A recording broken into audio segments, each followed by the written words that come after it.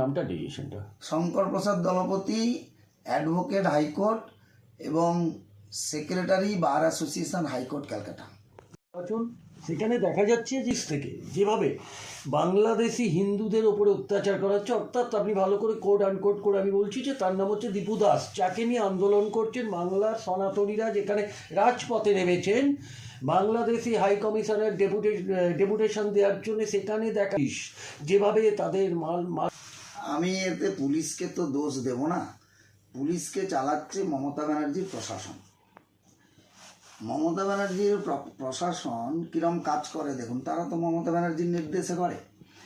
এক, দেখবেন গাজায় যখন ইসরায়েল বোম ফেলছে তখনও এই বেগবাগান, পার্ক সার্কাস, এখানে বিশাল বড় মিছিল হয়েছিল। তাতে কি পুলিশ ওদের প্রোটেকশন দিয়েছিল? কিছু বলেনি।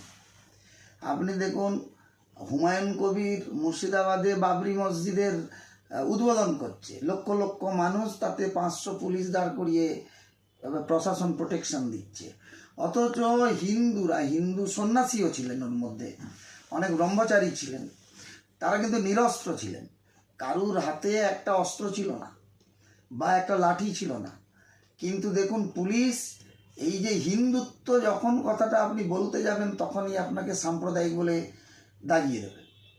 সারা পৃথিবীতে যদি কোনো জায়গায় মুসলিম অত্যাচারিত হয় নিশ্চয়ই খারাপ, কিন্তু দেখবেন আমার পশ্চিমবঙ্গে মাকু শেকু এরা সবাই লাফিয়ে বেরিয়ে পড়বে এবং মমতা ব্যানার্জি তার পুলিশকে লেলিয়ে দেবে তাদেরকে প্রোটেকশন দিতে। কিন্তু হিন্দুদের জন্য যদি কিছু কেউ করে আগে তাকে প্রতিরোধ করবে। তাহলে কি বলবেন আজকে বুদ্ধিজীবীরা গেল কোথায়, যেখানে বাঙালি মার খাচ্ছে, অর্থাৎ সনাতনী বাঙালি, সনাতনী হিন্দুরা মার খাচ্ছে, আজকে তাহলে গেল কোথায়? আপনি কি বলবেন? বুদ্ধিজীবী, আমাদের রাজ্যে যারা বুদ্ধিজীবী প্রকৃত, তারা তো বেরোচ্ছেন না, তারা বিভিন্নভাবে প্রতিবাদ করছেন। কিন্তু সিপিএমের গভর্নমেন্টের লাস্ট আমল থেকে যাদেরকে বুদ্ধিজীবী হিসেবে দেখছেন, আসলে তারা কেউ বুদ্ধিজীবী নয়, ওরা সবাই পরজীবী এবং মমতাজীবী। ওরা সব ধান্দার জন্য চলে, এদের নিজস্ব ব্যক্তি স্বার্থ ছাড়া সামাজিক দায় দায়িত্ব কিছুই নাই, নিজের রোজগার, ওদেরকে আমি বুদ্ধিজীবী মনেই করি না। এবং দেখবেন every action creates an equal but opposite reaction, নিউটনের থার্ড ল। আজকে দেখুন, আপনারা দেখেছেন, গতকালই ভিডিও দেখেছি, বাংলাদেশে এক মুসলিম, উনি বলছেন আব্বু, মানে আমাদের মাননীয় মুখ্যমন্ত্রীকে, দেখুন আমাদের রাজ্যের মাননীয় মুখ্যমন্ত্রী আমারও মাতৃতুল্য, উনি আমার মায়ের সমান, উনি রাজনৈতিকগতভাবে যাই হোক কিন্তু উনি তো আমার মুখ্যমন্ত্রী। ওনাকে বলছেন যে আব্বু কোথায় তুমি আসো, আমি তোমাকে বিয়ে করবো, একসঙ্গে থাকবো।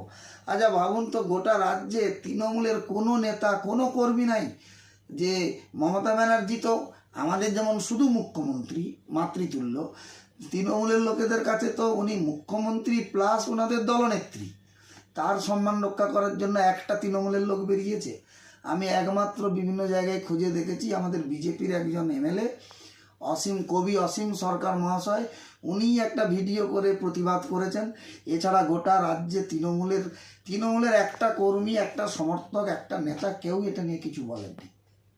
আমাদের রাজ্যে তাহলে কি সোনার বাংলা রিভাইভ করবে? মমতা ব্যানার্জির শাসনকালে দুষ্কৃতকারী মুসলিমরা, জামাতরা, দেখুন ইসলাম তো ভালো জিনিস, তার যে যার ধর্ম পালন করে, ভালো মুসলিম ধর্মীয়ভাবে যারা চলে তাদের নিয়ে আমাদের কোনো বক্তব্য নাই। কিন্তু ইসলামের নাম নিয়ে যে দুষ্কৃতকারীরা, তাদেরকে যেভাবে প্রশ্রয় পেয়ে গেছিল তারা, সে প্রশ্রয় বিজেপি ক্ষমতায় এলে দেখবেন আবার সমাজ ঠিক হয়ে যাবে। দেখুন 26-এ শুভেন্দুদা তো বলেইছেন বিভিন্ন মিটিংয়ে, জনসভায়, 26-এ বিজেপি ক্ষমতায় এলে দেখুন মসজিদ যে পারে করুক, তারা তাদের ধর্মস্থান তৈরি করবে, এ তো তাদের ভালো ব্যাপার। আমি তো নিজেই এই পাড়ায় 2খানা মন্দিরের সঙ্গে জড়িত। হিন্দুরা মন্দির করবে, মুসলিমরা মসজিদ করবে, এ বিষয়ে কারুর কোনো আপত্তি নাই।